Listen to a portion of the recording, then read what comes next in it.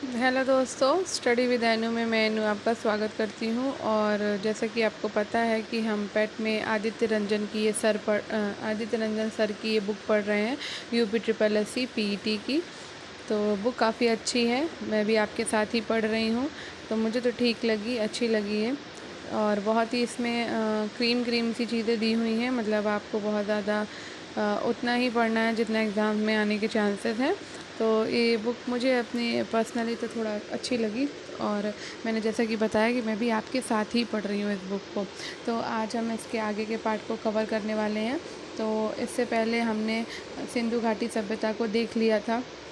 इसके साथ साथ हमने वैदिक संस्कृति को देख लिया है, बौद्ध धर्म और गौतम बुद्ध की जीवनी और शिक्षाओं को देख चुके हैं, जैन धर्म हम कंप्लीट कर चुके हैं, और मौर्य वंश में हम सम्राट अशोक को पढ़ चुके हैं, और गुप्त वंश हम पढ़ चुके हैं। ठीक है, तो अब आज हमने गुप्तोत्तर वंश पढ़ना है, मतलब गुप्त वंश के बाद का वंश वो कंप्लीट करना है। और बहुत जल्दी हमारा पूरा ये इंडियन हिस्ट्री कंप्लीट हो जाएगी, उसके बाद हम इंडियन नेशनल मूवमेंट पे पहुंच जाएंगे। और उसके बाद जैसे ही कंप्लीट होगी उसके बाद हमारे पीवाईक्यू भी हैं, तो हम पीवाईक्यू सॉल्व करेंगे। तो इसमें यही चीज़ मुझे इस बुक में अच्छी लगी कि इसमें साथ साथ क्वेश्चंस भी दिए हुए हैं। तो जैसे ही हम इंडियन हिस्ट्री कंप्लीट करेंगे, आप देख सकते हो, वैसे ही हम जो है इसमें पीवाईक्यू पे पहुंच जाएंगे, और उसके बाद हम भारतीय राष्ट्रीय आंदोलन को शुरू करेंगे। तो चलिए स्टार्ट करते हैं। और स्टार्ट करने से पहले अगर आप मेरे चैनल यानी स्टडी विद अनु पे नए हैं तो स्टडी विद अनु को सब्सक्राइब करना और बेल आइकन को प्रेस करना बिल्कुल ना भूलें, ताकि मेरे आगे आने वाले सभी वीडियोस की नोटिफिकेशन आपको मिलती रहे। तो कल हमने गुप्त वंश देखा था, जिसमें हमने कुमार गुप्त, चंद्रगुप्त द्वितीय और स्कंदगुप्त तक पढ़ लिया था। आज हम गुप्तोत्तर युग को पढ़ने वाले हैं। तो वीडियो ज़्यादा लंबा नहीं करेंगे, 15 मिनट से ऊपर का वीडियो मैं नहीं बनाती हूँ, तो फटाफट से कंप्लीट कर लेंगे। उसके बाद हम मध्यकालीन इतिहास में पहुंच जाएंगे, फिर आधुनिक इतिहास में पहुंच जाएंगे, और फिर उसके बाद हम अपने अभ्यास प्रश्न पे आ जाएंगे। तो देखते हैं 15 मिनट में आज कितना कंप्लीट हो पाता है। थोड़ा थोड़ा सा लेकर आती ताकि आप बोर भी ना हो और आपका पढ़ने में मन भी लगे। ठीक है, तो चलिए स्टार्ट करते हैं। तो पहला है गुप्तोत्तर युग। ठीक है, थानेश्वर का पुष्यभूति वर्धन वंश, थानेश्वर का पुष्यभूति वंश था, जिसको कि वर्धन वंश के नाम से भी जाना जाता है। ठीक है, वर्धन वंश की परंपरा, वर्धन वंश की स्थापना, सॉरी परंपरा बोला मैंने, वर्धन वंश की स्थापना किसने की थी? तो वर्धन वंश की स्थापना की थी पुष्यभूति ने। किसने की थी? पुष्यभूति ने वर्धन वंश की स्थापना की थी, ये याद रखना है। इसकी प्रारंभिक राजधानी क्या थी? थानेश्वर थी। हर्षवर्धन इस वंश का महानतम शासक था। ठीक है, हर्ष के पिता का नाम प्रभाकर वर्धन था। ठीक है, पिता। ठीक है, हर्षवर्धन ने 606 ईस्वी में हर्ष संवत का प्रारंभ किया था, और अपनी राजधानी थानेश्वर से कन्नौज क्या करी थी? स्थानांतरित कर दी थी। तो ये इतनी चीज़ें इंपॉर्टेंट हैं आपकी। नेक्स्ट है, चीनी यात्री हुएनसांग जो है वो हर्षवर्धन के शासनकाल में भारत आया था। ठीक है, इसे यात्रियों का राजकुमार कहा जाता है। ये एक नई चीज़ है कि उसे यात्रियों का राजकुमार कहते हैं हुएनसांग को, जो कि हर्षवर्धन के शासनकाल में भारत आया। हुएनसांग ने अपनी यात्रा का वर्णन अपनी पुस्तक सी यू की में किया है। हर्ष उच्च कोटि का विद्वान था। उसने प्रियदर्शिका, रत्नावली और नागानंद नामक 3 संस्कृत नाटकों की क्या की थी? रचना की थी। बाण भट्ट हर्ष के दरबारी कवि थे। उन्होंने हर्षचरित और कादम्बरी की रचना की थी। ठीक है, नेक्स्ट अब बात करते हैं गुज्जर प्रतिहार वंश की। गुज्जर प्रतिहार इस वंश का प्रथम महत्वपूर्ण शासक नागभट्ट प्रथम था। वत्सराज इस वंश का वास्तविक संस्थापक था। अब बात करते हैं गढ़वाल वंश की।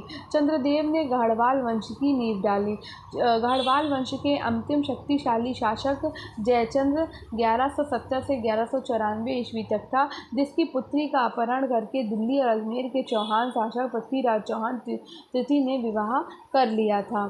ठीक है, अब 1194 में चंदावर का युद्ध हुआ था, और ये युद्ध किसके बीच हुआ? तो मोहम्मद गोरी ने इसे पराजित किया था तथा इसकी हत्या कर दी थी। ठीक है, तो पृथ्वीराज चौहान और मोहम्मद गोरी के बीच में 1194 में चंदावर का युद्ध हुआ था, जिसमें मोहम्मद गोरी विजयी हुआ था। पृथ्वीराज चौहान जो है वो मारे गए थे, यानी कि हत्या कर दी गई थी उनकी। ठीक है, अब आता है चौहान वंश। चौहान वंश 551 ईस्वी में वासुदेव ने चौहान वंश की स्थापना करी थी। चौहान वंश के शासक पृथ्वीराज तृतीय, जो कि राज पिथौरा थे, ने 1191 में तराइन के प्रथम युद्ध में मोहम्मद गोरी को हराया, किंतु 1192 में तराइन के द्वितीय युद्ध में पृथ्वीराज गोरी से पराजित हो गया। ठीक है, अब बात करते हैं पाल वंश की। पाल वंश की स्थापना गोपाल ने की थी। कब की थी? 750 ईस्वी में की थी। ठीक है, गोपाल के उत्तराधिकारी कौन थे? तो गोपाल के उत्तराधिकारी धर्मपाल ने विक्रमशिला विश्वविद्यालय तथा सोमपुरी मठ का निर्माण कराया था। वाकाटक वंश। वाकाटक वंश की स्थापना विंध्य शक्ति ने की थी। पल्लव वंश। पल्लव वंश की स्थापना सिंह विष्णु ने की थी। पल्लवों ने द्रविड़ शैली की वास्तुकला की नींव रखी थी। ठीक है, चालुक्य वंश। पुलकेशियन प्रथम ने चालुक्य वंश की स्थापना की तथा वातापी यानी कि बादामी को अपनी राजधानी बनाया था। पुलकेशियन द्वितीय 606 से 642 ईस्वी तक इस वंश का सबसे शक्तिशाली शासक था। इसके ऐहोल अभिलेख से चालुक्य वंश की जानकारी मिलती है, जिसकी रचना रवि कीर्ति के द्वारा की गई है। ठीक है, अब बात करते हैं राष्ट्रकूट वंश की। राष्ट्रकूट वंश दंती दुर्ग ने 752 में मान्य खेत में स्वतंत्र राष्ट्रकूट वंश की स्थापना की थी। इसने एलोरा में दशावतार मंदिर का निर्माण कराया था। राष्ट्रकूट वंश के शासक कृष्ण प्रथम ने एलोरा में कैलाश मंदिर का निर्माण कराया था। ठीक है, चोल साम्राज्य 19वीं सदी में विजयालय के नेतृत्व में चोल साम्राज्य का पुनरुत्थान हुआ था। राजा राज प्रथम 985 से 1014 तक तथा राजेंद्र प्रथम 1014 से 1044 ईस्वी के काल में चोल साम्राज्य अपने चरम पर पहुंच गया। राजा प्रथम ने बृहदेश्वर मंदिर तंजावुर का निर्माण कराया था। तो बृहदेश्वर मंदिर का निर्माण किसने करवाया था? राजा प्रथम ने करवाया था। ठीक है, आगे बढ़ते हैं। अब आता है चंदेल वंश। चंदेल वंश की स्थापना 831 में नन्नुक ने की थी। चंदेल कला का केंद्र खजुराहो था। ठीक है, अब बात करते हैं वंश संस्थापक, महत्वपूर्ण शासक और राजधानी की। ठीक है, तो यहाँ पर देखता है वंश क्या है? वर्धन वंश। वर्धन वंश का संस्थापक कौन था? पुष्यभूति था और इसका महत्वपूर्ण शासक हर्षवर्धन था। वर्धन वंश की राजधानी थी थानेश्वर और कन्नौज। ठीक है, गुज्जर प्रतिहार वंश का संस्थापक था नागभट्ट प्रथम और महत्वपूर्ण शासक भी नागभट्ट प्रथम था और गुज्जर प्रतिहार वंश की राजधानी थी कन्नौज।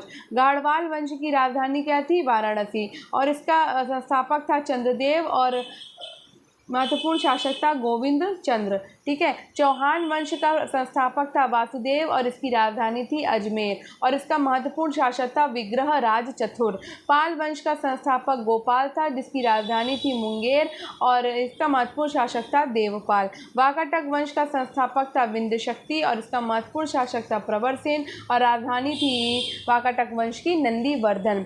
पल्लव वंश की राजधानी थी कांचीपुरम और इसका संस्थापक था सिंह विष्णु और इसका प्रचलित यानी महत्वपूर्ण शासक था नरसिंह वर्मन प्रथम। ठीक है, चंदेल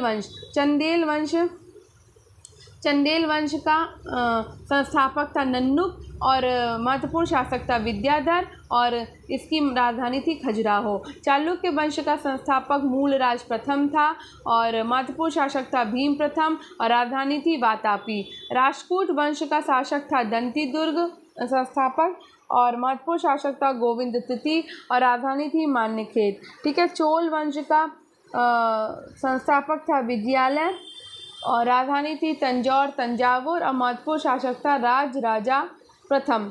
सेन वंश का संस्थापक था सामंतसेन, राजधानी थी नदिया और महत्वपूर्ण शासक था विजय सेन।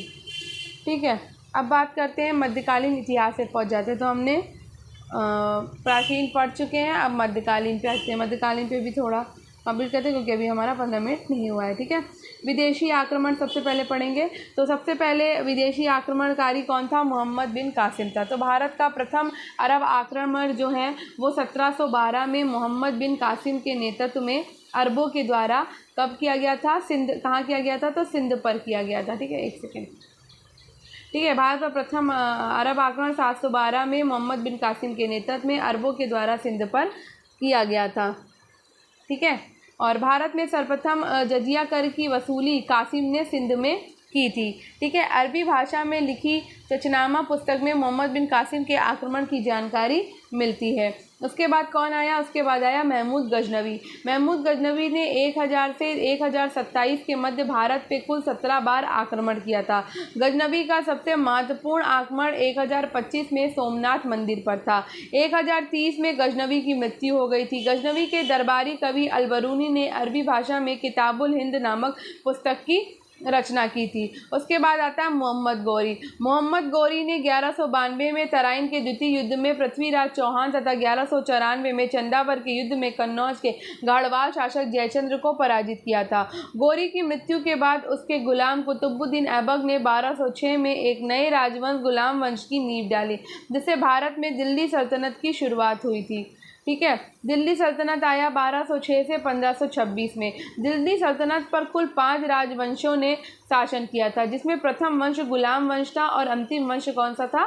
लोधी वंश था। ठीक है, गुलाम वंश या मामलुक वंश जिसको कहते हैं। ठीक है, तो गुलाम वंश या मामलुक वंश 1206 से 1290 तक चला।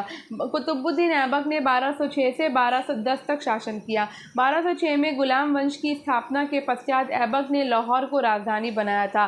प्रसिद्ध सूफी संत ख्वाजा कुतुबुद्दीन बख्तियार काकी के नाम पर ऐबक ने दिल्ली में कुतुब मीनार की नींव रखी, जिसका निर्माण कार्य इल्तुतमिश ने पूर्ण कराया। 1210 में लाहौर में चौगौन यानी कि पोलो खेलते समय घोड़े से गिरकर ऐबक की क्या हो गई थी? मृत्यु हो गई थी।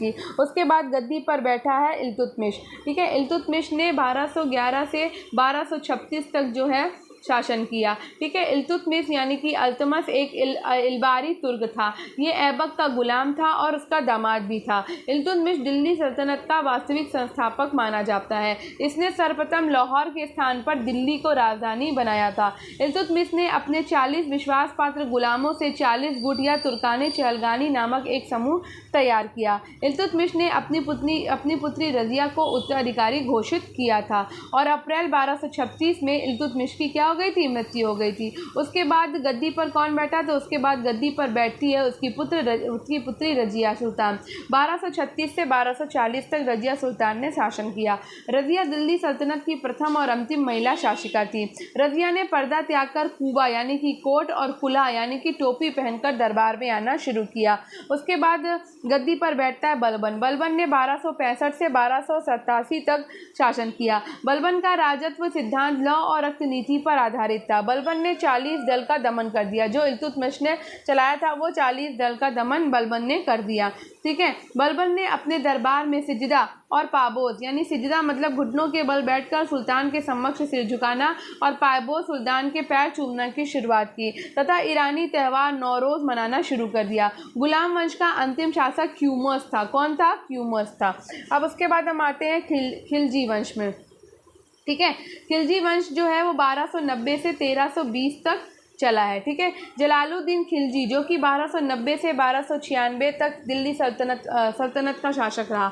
अलाउद्दीन ने 1296 में जलालुद्दीन की कड़ा मानिकपुर में छलपूर्वक हत्या कर दी और स्वयं सुल्तान बन गया। तो अलाउद्दीन खिलजी ने 1296 से 1316 तक जो है वो शासन किया। अलाउद्दीन ने सिकंदर सानी और द्वितीय सिकंदर की उपाधि क्या की थी? धारण की थी। ठीक है, उसने घोड़ों को दागने तथा सैनिकों का हुलिया लिखने की प्रथा शुरू करी और उसने बाजार नियंत्रण प्रणाली की शुरुआत भी की। अब उसके बाद आ जाता है तुगलक वंश। तो जिस वंश में जो जो इम्पोर्टेंट है उतना ही इस बुक में दिया हुआ है, सारे शासक नहीं दिए हुए हैं। तो अब आते हैं तुगलक वंश। तुगलक वंश में गयासुद्दीन तुगलक 1320 से 1325 तक शासन गयासुद्दीन तुगलक ने किया। गयासुद्दीन का सूफी संत निजामुद्दीन औलिया से मनमुटाव था। उसके बाद मोहम्मद बिन तुगलक 1325 से 1351 तक गद्दी पर बैठा। मोहम्मद बिन तुगलक ने राजधानी दिल्ली से देवगिरी स्थानांतरित की और उसका नाम क्या रख दिया? दौलताबाद रख दिया। ठीक है, अफ्रीकी यात्री इब्न बतूता जो है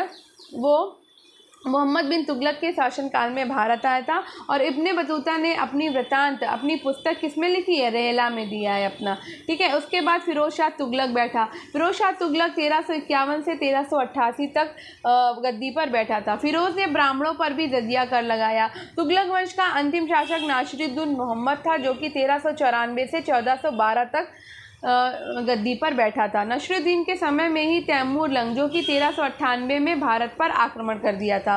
उसके बाद आता है आपका सैयद वंश। ठीक है, तो सैयद वंश 15 मिनट वैसे होने वाले हैं, लेकिन सैयद वंश कंप्लीट कर लेते हैं हम। ठीक है, सैयद वंश की जो शासन रहा है वो 14 से 1451 तक रहा।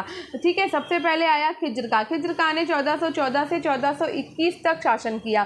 खिज्र का तैमूर लंग का सैनिक था और 1398 में तैमूर ने भारत पर आक्रमण किया और इस आक्रमण के पश्चात ही खिज्र का ने भारत में सैयद वंश की स्थापना करी। किस वंश की? सैयद वंश की। और इस वंश का अंतिम शासक कौन था? अलाउद्दीन आलम शाह था। उसके बाद आया लोधी वंश। लोधी वंश ने शासन किया है 1451 से 1526 तक।